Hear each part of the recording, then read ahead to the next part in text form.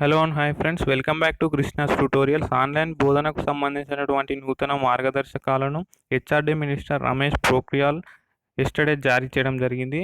NCERT సమర్పించినటువంటి ఈ మార్గదర్శకాలను HRD minister Ramesh Pokhriyal మనకు అఫీషియల్గా జారీ చేయడం జరిగింది. సో ఫ్రెండ్స్, ఈ నేపథ్యంలో మనం తెలుసుకోవాల్సిన విషయం ఏంటంటే, ఆగస్టులో మనకు యూజీసీ గైడ్లైన్స్ ప్రకారం అకాడమిక్ ఇయర్ అయితే స్టార్ట్ చేసుకోవచ్చు అని ఉంది. సో ఫ్రెండ్స్, ఈ నేపథ్యంలో చాలామంది విద్యార్థుల తల్లిదండ్రులు, స్టూడెంట్ ఆర్గనైజేషన్స్ విద్యార్థులకు రోజు మొత్తం ఆన్లైన్ తరగతులు నిర్వహించినట్లయితే వారి యొక్క ఐస్ ఎఫెక్ట్ అవుతాయని, మరి అదేవిధంగా కొన్ని డిసడ్వాంటేజెస్ ఉన్నాయని చెప్పిన నేపథ్యంలో ముఖ్యంగా ఆన్లైన్ బోధనకు సంబంధించినటువంటి మార్గదర్శకాలను జారీ చేసింది. ఈ మార్గదర్శకాల్లో మార్పులు చేర్పులు చేసుకునేందుకు రాష్ట్రాలకు స్వేచ్ఛను కూడా కల్పించడం జరిగింది.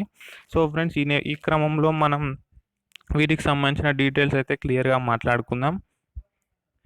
ప్రీ ప్రైమరీ విద్యార్థులు రోజుకు అరగంట మాత్రమే, అంటే pre primary below first class ఎవరైతే ఉన్నారో ఎల్కేజీ, యూకేజీ, నర్సరీ స్టూడెంట్స్కి ఒకవేళ ఆన్లైన్ క్లాసెస్ ఉన్నట్లయితే హాఫ్ అన్ అవర్ లోపే ఉండాలని హెచ్ఆర్డి మినిస్టర్ గైడ్లైన్స్ మనకు చెప్తున్నాయి. 1 నుంచి 8 తరగతులకు రోజుకు 2 సెషన్స్ మించరాదు.